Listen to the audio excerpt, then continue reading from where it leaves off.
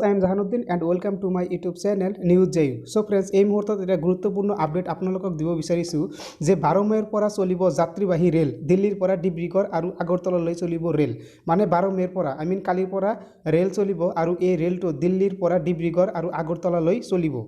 আৰু ইয়াতে লিখিছে 12 মে অৰ্থাৎ কাইলৈৰ পৰা দেশত যাত্ৰীবাহী ৰেল চলাচল আৰম্ভ হ'ব দেশৰ ৰাজধানী নতুন দিল্লীৰ পৰা এই যাত্ৰীবাহী ৰেল সেৱা আৰম্ভ হ'ব উত্তৰ পূব সীমান্ত ৰেলৱে অধীনত দুখন যাত্ৰীবাহী ৰেল চলাচল কৰিব মানে উত্তৰ পূব সীমান্তত দুখন ৰেল গাড়ী চলাচল কৰিব মূলত বিভিন্ন স্থানত আবদ্ধ হৈ থকা প্ৰব্ৰজিত শ্ৰমিকসকলক ঘৰলৈ উভতাই অনাৰ বাবে দিল্লীৰ পৰা ডিব্ৰুগড়লৈ নতুন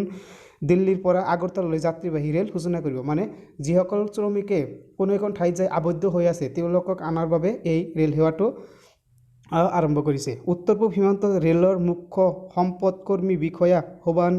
হোবান চন্দ্ৰ জনোৱা মতে আজি আবেলি 4 বজাৰ পৰা IRCTC যাত্ৰীসকলে টিকিট বুকিং কৰিব পাৰিব বিষয়গৰাকী কেৱল অনলাইন পদ্ধতিহে ৰেল টিকিটসমূহ উপলব্ধ হ'ব বুলি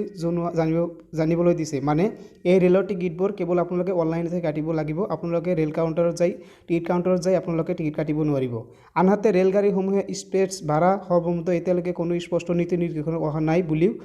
লগতে উল্লেখ কৰিছে এই সম্বন্ধে কোনো নিৰ্দিষ্ট ভাড়া কিমান টকা ল'ব হেতু স্পষ্টকৈ জনোৱা নাই শ্ৰমিকৰ ৰেলসমূহত ৰাজ্য চৰকাৰে ভাড়া আদায় দিছে কিন্তু এই যাত্ৰীবাহী ৰেলত যাত্ৰীসকলে ব্যক্তিগতভাৱে ভাড়া আদায় দিব লাগিব মানে এটো ব্যক্তিগতভাৱেহে ভাড়াটো আদায় দিব লাগিব সামাজিক দূৰত্বটো ৰাখিব লাগিব মানে সামাজিক দূৰত্ব 1 কিলোমিটাৰ এটো বজাই ৰাখিব লাগিব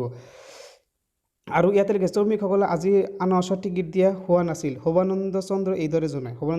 জনাইছিল স্বাস্থ্যজনিত কাৰণত যিসকল যাত্ৰীয়ে টিকট থাকিব তেওঁলোকে হৈ ৰেলৱে ষ্টেচনত আহিব দিয়া হ'ব আৰু ষ্টেচনত সকলো ক্ৰছিং কৰা হ'ব আৰু ৰেল ষ্টেচনত সকলো ধৰণৰ পৰীক্ষা নিৰীক্ষা কৰা হ'ব ক্ৰছিঙত কাৰোবাৰ শৰীৰত যদি বিশেষ লক্ষণ পোৱা যায় মানে ক্ৰছিঙত কাৰোবাৰ শৰীৰত যদি কোনো লক্ষণ পোৱা যায় সেইসকলক যাত্ৰী কৰিব নোৱাৰিব মানে সেইসকল যাত্ৰী ট্ৰেইনত আহিব নোৱাৰিব তেওঁ লগতে কয় তদুপৰি যাত্ৰীসকলে যাত্ৰা কালত মাস্ক পিন্ধাটো বাধ্যতামূলক আপোনালোকে যদি বাহিৰত আছে তেনেহ'লে আপোনালোকে মাস্ক পিন্ধাটো বাধ্যতামূলক হোৱাৰ লগতে ষ্টেচনসমূহে প্ৰতিদিন চেনিটাইজাৰ কৰা হ'ব বুলি হোবানচন্দ্ৰ জনায় মানে চেনিটাইজ কৰা হ'ব ষ্টেচনত হেতু তেওঁলোকে জনায় উল্লেখযোগ্য যে জনসাধাৰণ সজাগ কৰাৰ উদ্দেশ্যে প্ৰতিখন ৰেল আৰু প্ৰতি ষ্টেচনত পোষ্টাৰিং কৰা হ'ব লগতে ৰেলসমূহত ৰেল আৰক্ষী আৰু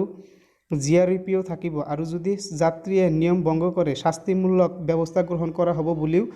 জনসম্পদকৰ্মীয়ে বিষয়াগৰাকীয়ে কয় কৰোনা মহামাৰীৰ সংক্ৰমণৰ বাবে যাত্ৰীবাহী ৰেল চলাচল বন্ধ হৈ আহিছে 1 মেৰ পৰা ৰাজ্য চৰকাৰে তালিকাযুক্ত কৰা লোকসকলক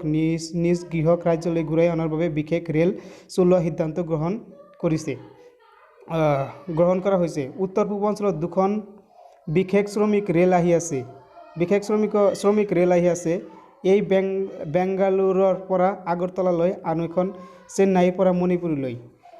23 মেত এই দুখন ৰেল উত্তৰ পূবত আহি পাব বুলি জনসাধাৰণ কৰ্মী বিষয়া হোবানন্দ চন্দে জনায় সো ফ্ৰেন্ডছ আপোনালোকে নিশ্চয় গম পালে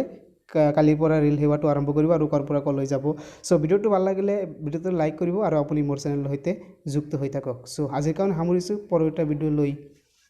আহি আছো till then tata bye bye